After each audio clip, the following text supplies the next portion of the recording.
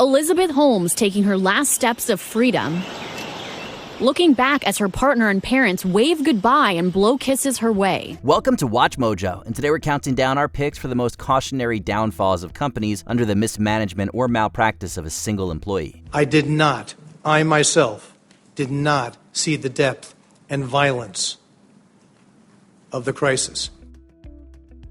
Number 20, John Delorean, Delorean Motor Company. A flying service in California's Mojave Desert, a posh motel in Newport Beach, a small bank south of San Francisco, all pieces of the intriguing puzzle of how John Delorean became involved in a $24 million cocaine deal. The pieces are now beginning to fit together. Sure, the iconic vehicle that bore his name took us back to the future in 1985, but John Delorean probably wished he could go back in time himself. The eccentric auto executive launched the Delorean Motor Company with bold promises and a $200 million war chest, aiming to disrupt what he saw as a stagnant industry. Last year at the Geneva Motor Show, Mr. Delorean was already answering critics. Every cent we got from the British government was spent in England in addition to $20 million we raised in the United States. So that when you put that all together, we actually contributed to the British economy much more than we took out of it.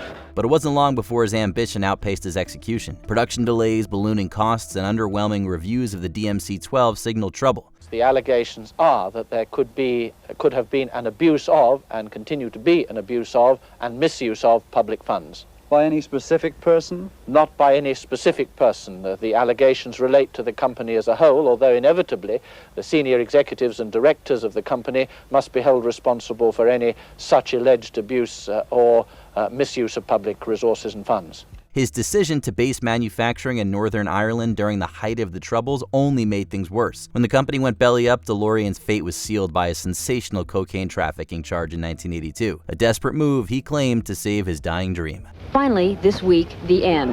The closing of the company, the arrest on drug charges. Ironically, it is now, during Delorean's nightmare, that his dream may finally come true.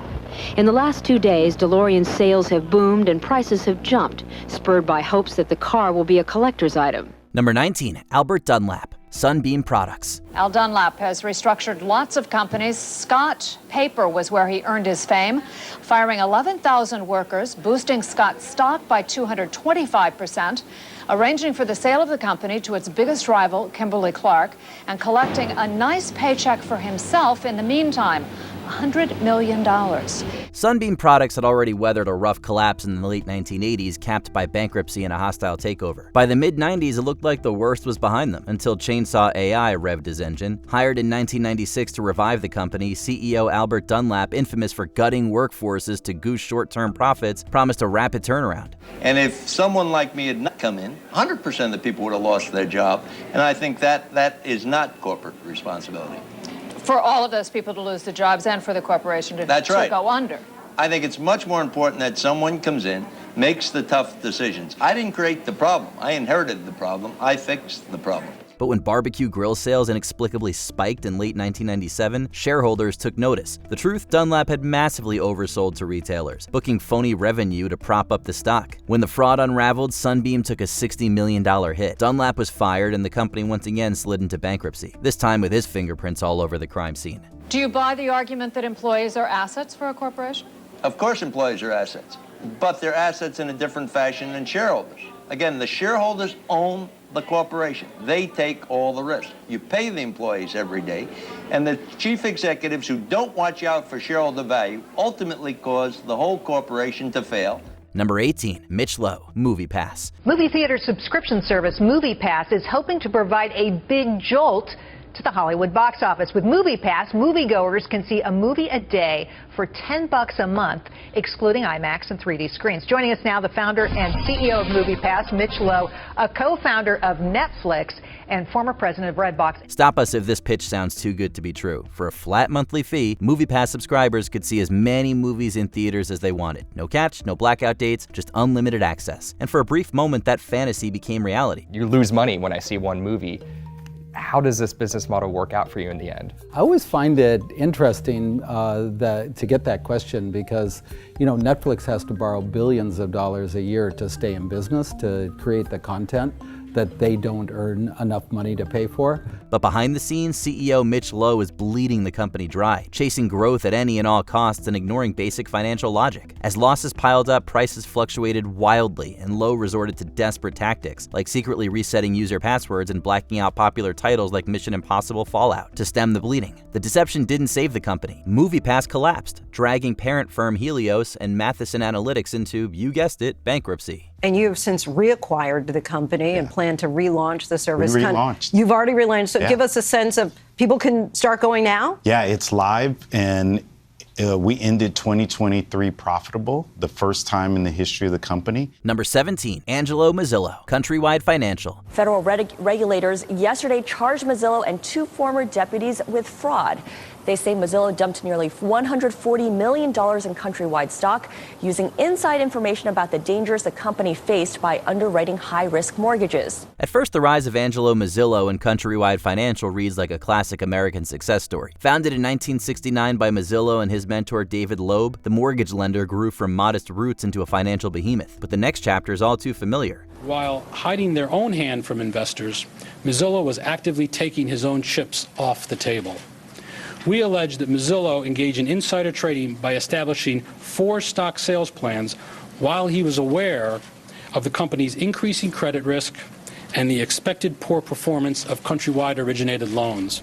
After once denouncing subprime lenders as crooks, Misilla led Countrywide straight into the heart of the housing bubble, embracing risky loans and deceptive practices that would trigger the 2008 financial crisis. Take us back a little bit. Walk us through this. What exactly was Mr. Misilla accused of? He was accused of misleading Countrywide investors about the kind of mortgages the company had been issuing over the last couple of years, from about early 2005 to the middle of 2007. When the dust settled, Misilla was branded the face of predatory lending. Countrywide collapsed and was offloaded to Bank of America, saddled with toxic debt and scandal. Misilla, meanwhile, faced charges of insider trading and securities fraud, and became a lasting symbol of Wall Street greed run amok. The SEC said he told investors that the mortgages they were issuing were all proper and there was no significant risk to them. In fact, the SEC said they were letting their underwriting standards slide to match any competitor just in order to be able to sell every mortgage onto the secondary market. Number 16, Ron Johnson, JCPenney. Johnson, a former Apple executive, has been under pressure for failing to turn around the fortunes of the struggling retailer. JCPenney sales dropped 25% in Johnson's first year at the helm. By the early 2010s, JCPenney was already in trouble, and a 2011 scandal involving manipulated Google search results didn't help. Enter Ron Johnson, the retail mastermind behind Apple's wildly successful stores, hired as CEO to stage a turnaround. Expectations were high, but what worked in Silicon Valley didn't translate to the department store floor. Well, at Apple, of course, he created an $18 billion business, but we have said on this show in other contexts, there will never be another Steve Jobs. And maybe his success, Ron Johnson's success, was being at Apple, not being Ron Johnson. Johnson scrapped coupons and long-standing promotions in favor of sleek branding and everyday low pricing, a move that alienated loyal customers almost overnight. Rather than course correct, Johnson plugged his ears and doubled down, blaming shoppers for not getting it. Sales plummeted, losses mounted, and by 2013, the board had seen enough. Johnson was out, and JCPenney was left in even worse shape than he found it. JCPenney fixable, no matter who's the CEO. What's your sense on that? You know, Susie, I think that it is fixable. I think the big question is how and how long it will take. Number 15, Dennis Kslowski, Tyco. In my wildest imagination, when I would project myself into my late 50s and early 60s, where I would be or what I would be doing, if I make a list of 100 different places or 100 different things, here would never make that list. He now earns $1 a day, mopping floors and slinging hash to his fellow inmates. Unfortunately for this security systems manufacturer, the call really was coming from inside the house. CEO Dennis Kslowski, who took the reins in 1992, appeared to be steering Tyco toward prosperity, orchestrating high-profile acquisitions and building a reputation for trust and reliability. What's it like to earn that kind of money? It's a way of keeping score, I guess. Keeping score meant keeping up with the masters of the universe.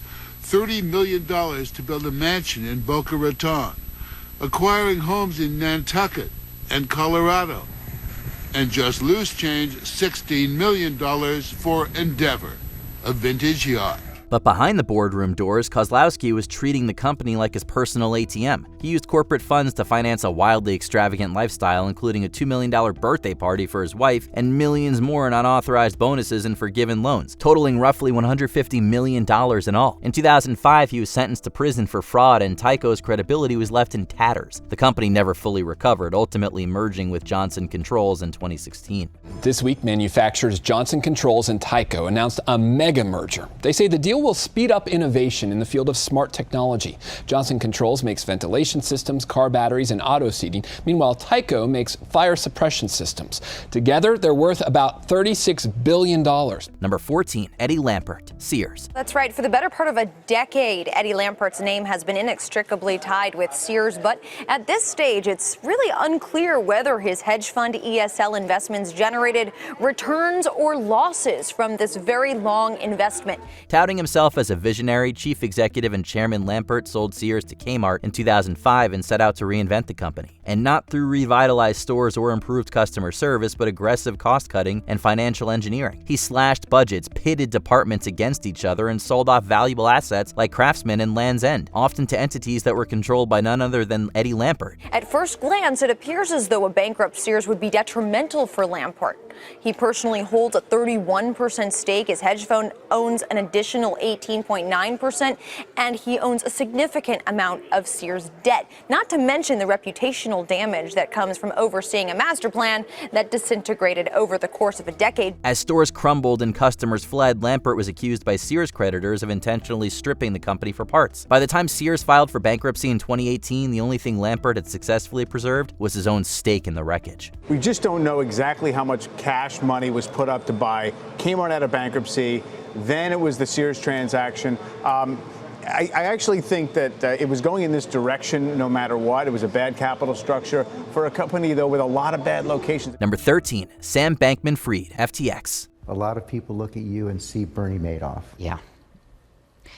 I mean, I don't think that's who I am at all, but I understand why they're saying that. People lost money, and people lost a lot of money. And I mean, at the end of the day, look, there's a question of what happened and why. For a while, Sam Bankman-Fried looked like crypto's golden boy, a disheveled genius who promised to tame the digital finance frontier. His cryptocurrency exchange, FTX, exploded in popularity thanks to sleek marketing and celebrity endorsements. But behind the scenes, Bankman-Fried was orchestrating one of the largest ever financial frauds. FTX deposits were used to pay Alameda's creditors.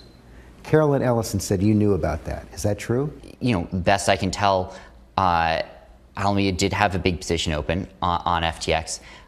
That position, I think, was very over-collateralized. He quietly funneled billions in customer funds to his hedge fund, Alameda Research, and then used the money to make risky bets, buy real estate, and donate to political campaigns. When the House of Cards collapsed in 2022, over $8 billion had vanished. Found guilty on 7 counts of fraud and conspiracy, Bankman-Fried was sentenced to 25 years in prison. What we know right now is that a sentence of 25 years has been handed down by the judge, including some years of supervisory release, 3 to be sure. And part of what the judge said amounted to that sentence was losses, he said, that totaled more than $11 billion. Number 12, Elizabeth Holmes, Theronos. This Theronos blood test put my cholesterol at 170. My own doctor found it to be 169, just the week before. Holmes says she wants to make this sort of testing available anywhere, anytime. There's no reason why these can't be distributed in very, very decentralized locations. Your home? Yeah. Clad in a black turtleneck and channeling Steve Jobs, the Theronos founder captivated investors and the media with a machine she claimed could run hundreds of sophisticated tests from a finger prick. There was just one problem: it didn't work, like at all. Holmes built Theronos into a $9 billion illusion propped up by manipulated data, aggressive secrecy, and flat-out lies. I'm not the lab director, and so... I know, but you're the CEO and founder of the company. I mean, this is as serious as it gets.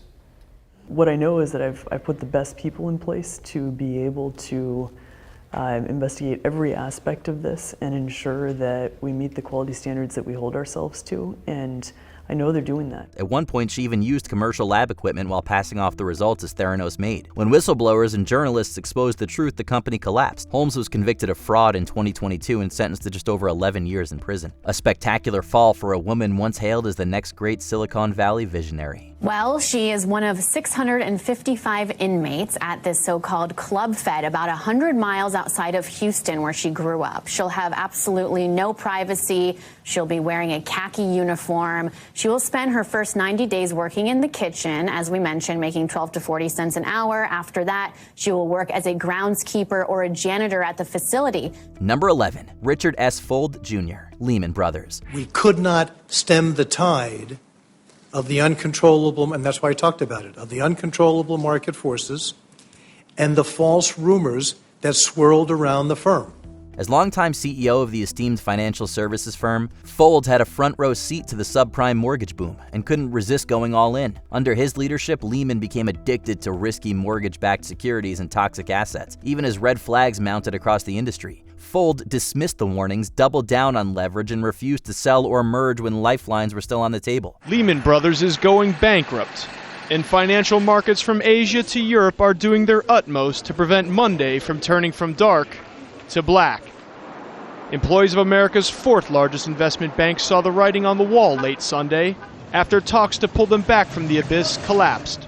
When the bubble burst, Lehman imploded with $600 billion in assets, the largest bankruptcy in U.S. history, which sent global markets into a tailspin and helped ignite the Great Recession. Fuld walked away disgraced, his legacy forever tied to one of the most avoidable collapses in Wall Street history. I don't see why you thought he was contrite. I thought he was shameless. I thought it was appalling. He blamed everyone. He blamed, as you say, naked short sellers over and over in case we didn't get the point, when in fact hedge funds like Harbinger had money locked up in Lehman and was shorting it to try and make the most of the money that they already had. He blamed everybody but himself. Number 10, Gerald Ratner, Ratner Group. We sell gifts as well as jewellery.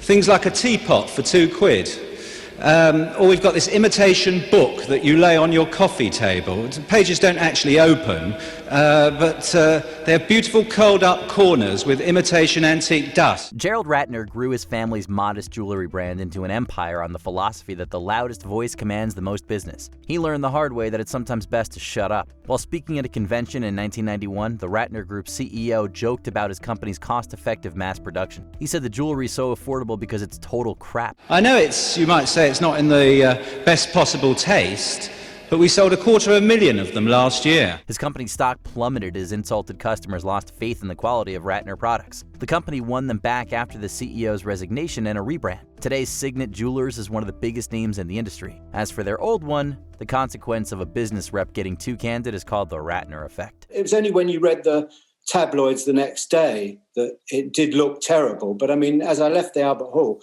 I didn't think anything was untoward. And I don't blame the press, because the press, always do that. They're disingenuous, and, good luck to them. That's what people want to read about.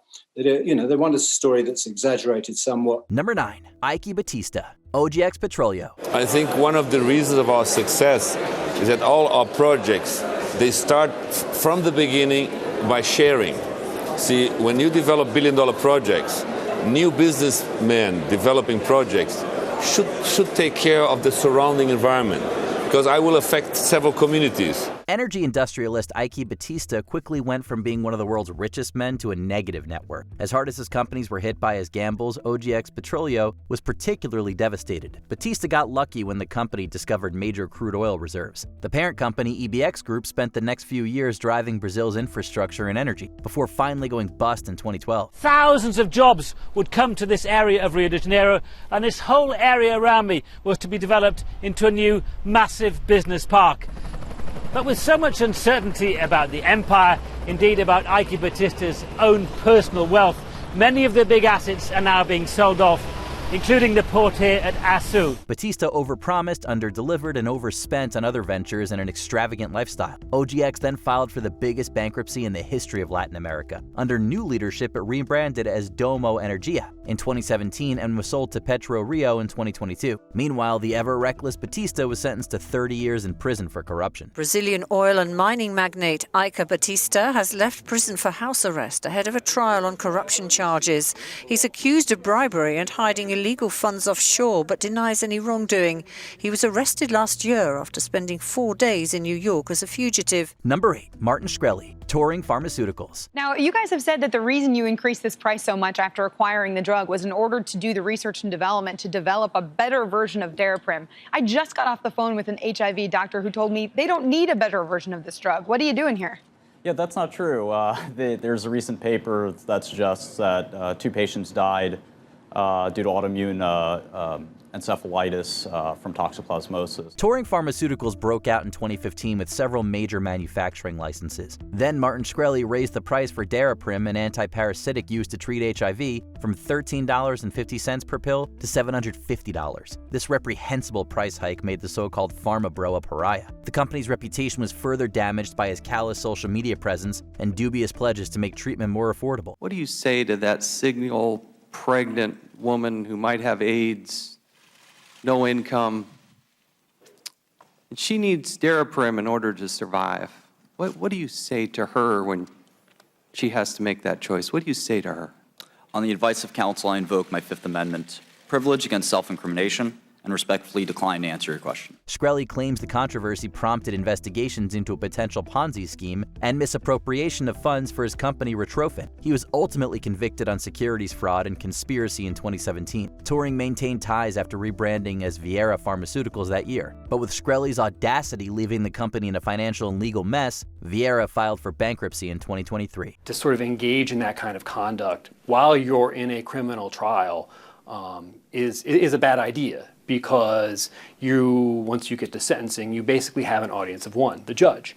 And the judge is going to be looking at him and trying to evaluate what kind of person he is. Number 7, John Merryweather, long-term capital management. John Merryweather is best known, or rather notoriously known, for his hedge fund Long-Term Capital, which back in 1998 lost more than 90% of its assets. They were valued at about $4.8 billion, and this all took place in the weeks following Russia's currency devaluation and bond default. Scientific strategy and secrecy made long-term capital management an anomaly on Wall Street. For all of John Merryweather's brilliance, his leadership methods were not a long-term investment. His hedge fund saw 3 years of unrivaled profit before taking a hit from the 1997 financial crisis in Asia. After Russia defaulted on its debts the following year, LTCM lost billions in months. And turns out that his next venture after that, JWM Partners, is not faring much better.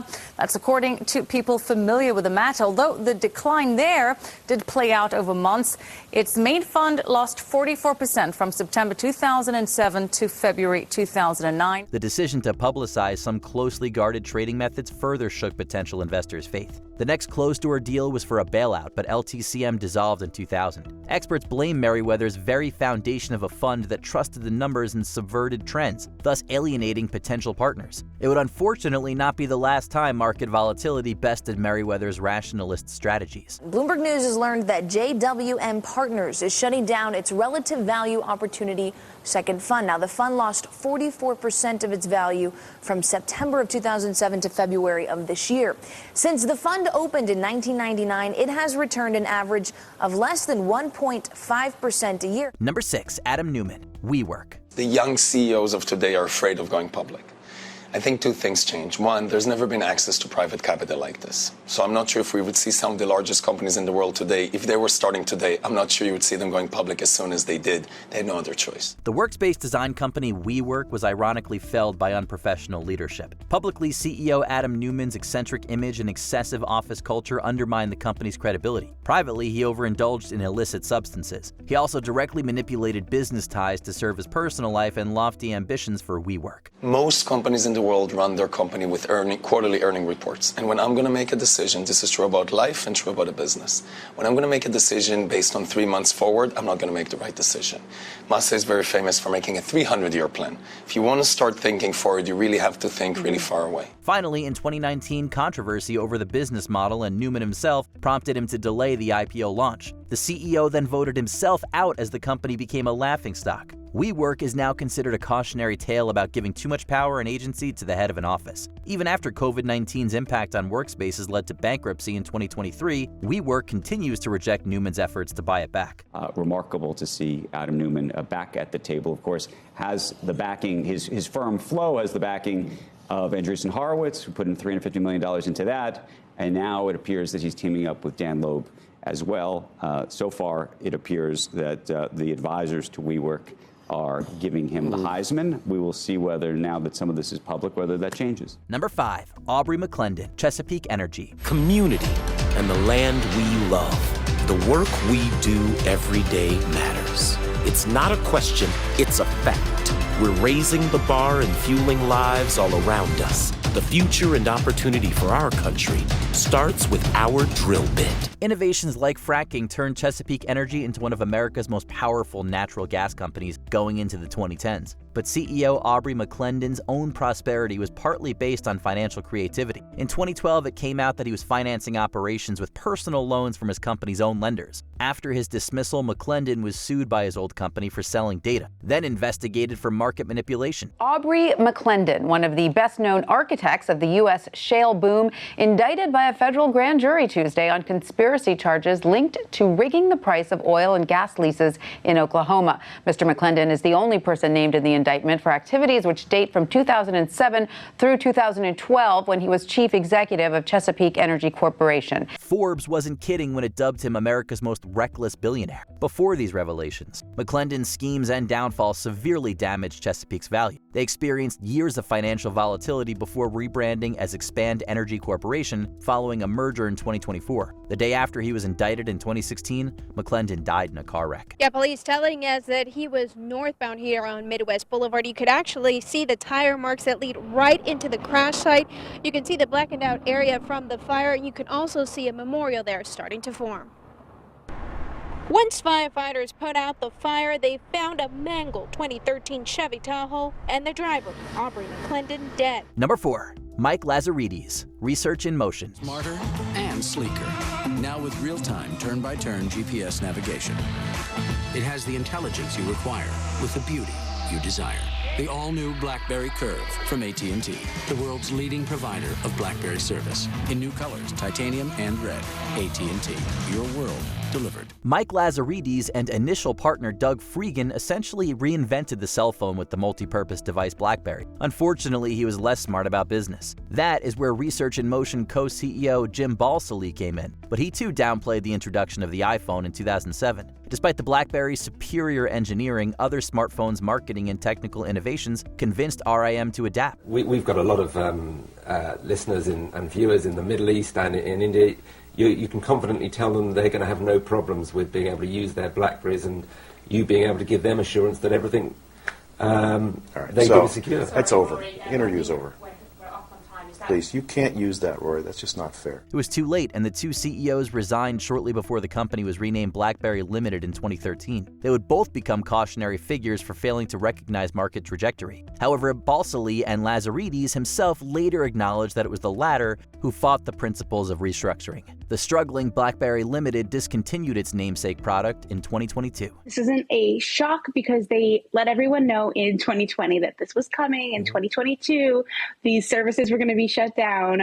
So things like texting won't work, data won't work, you can't call 911. Nothing will reliably still be working on these phones. So we're going to have to put them to bed and have little funerals for our BlackBerries if you're still using them. Number 3, Frank Lorenzo, Eastern Airlines. Eastern's management has made preparations that if there isn't an agreement and if there is a strike, has made preparations to be able to operate the airline in that event.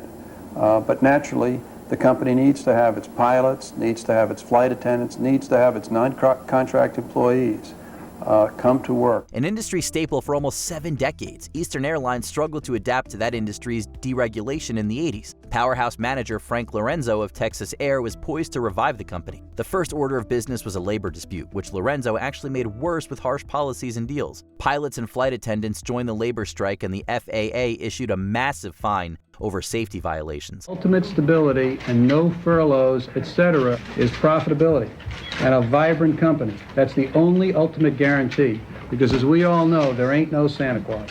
3 years ago, when we proudly announced the acquisition of Eastern Airlines at a press conference, I never believed that we'd be here today. By 1991, Eastern was completely out of money. Lorenzo's folly would go down as a tragedy of aggressive management. The punchline is that he bounced back after selling off Eastern's assets to his other companies. Revivals of the airline have since failed to get off the ground. Official word from Eastern Airlines public relations wire is that the airline will officially discontinue all scheduled operations beginning at midnight tonight. Number 2, Nick Leeson, Barings Bank. It took Barings Bank 233 years to become one of the world's leading merchant banks. It took Nick Leeson 3 years to tear it down. The derivatives trader was transferred to the company's Singapore office after he was denied a UK broker's license for failing to report a legal issue on his application. In 1992, he invested Barings' own money in futures without authorization, hiding shortfalls in an error account. Finally, the 1995 Kobe earthquake destabilized Asian markets and led to the discovery of Leeson's no longer lucrative corruption. He ultimately cost Barings almost £1 billion before the ING Group bought the company in 1995 for a single quid. Meanwhile, Leeson got 4 years in prison, his banking career killed alongside a centuries-old financial institution. I hate to use the word business advice. Unfortunately, I'll be remembered for the loss of £862 million and the collapse of Barings Bank. So, trying to give business advice is a little bit fraudulent as far as I'm concerned. Before we continue, be sure to subscribe to our channel and ring the bell to get notified about our latest videos. You have the option to be notified for occasional videos or all of them. If you're on your phone, make sure you go into your settings and switch on notifications. Number 1, Bernard Ebers, WorldCom. Global network access? Good. Massive security breach? Bad. Preventing the former from becoming the latter? WorldCom. Want confidence? You'll find the path very clearly marked. WorldCom, the leader in globally managed VPN solutions on the world's most scalable global IP network. Telecom cowboy Bernard Ebers' company was one of the biggest in its industry. It turns out this was not accomplished honestly. WorldCom filed for bankruptcy in 2002 after Cynthia Cooper's internal audit revealed extensive accounting fraud to bolster the company's stock. Up to $11 billion in overstatements were ultimately reported. Ebers ousted his fellow executives, but investigations and convictions framed him as the mastermind. The Wall Street Journal is reporting that telecommunications giant WorldCom may declare bankruptcy tonight. The company's board of directors has been meeting all day. It would be the biggest bankruptcy filing in history. The company is more than $30 billion in debt and is reeling from an accounting scandal. He had already fallen out of favor with the company over his lack of strategy following a failed merger with Sprint. The disgraced, financially devastated WorldCom would eventually be sold to Verizon in 2006 under the name MCI Inc. And in the years since his downfall, the once renowned Ebers is synonymous with executive incompetence and corruption. The former bouncer has withered to 160 pounds, these court filings say, and 13 years into his sentence, his daughter is appealing for his release. Joy Ebers-Bourne telling the court that it is evident to her that her dad's days on earth are short, and she fears he may only have weeks to live. What are some other memorable company catastrophes based on human error? Drop a tip in the comments. I believe we made poor judgments in timing for the assets that we bought and for the businesses that we supported. Would I love today be able to reach back and take those? Yes.